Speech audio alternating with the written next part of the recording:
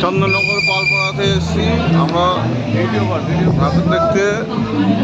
খুব সুন্দর লাগছে পরিবেশ, খুবই সুন্দর।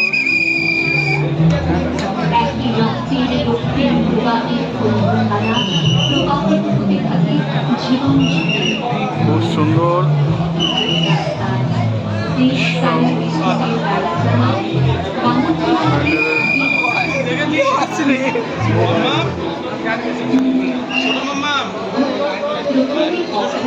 মায়ের মুখ সুন্দর।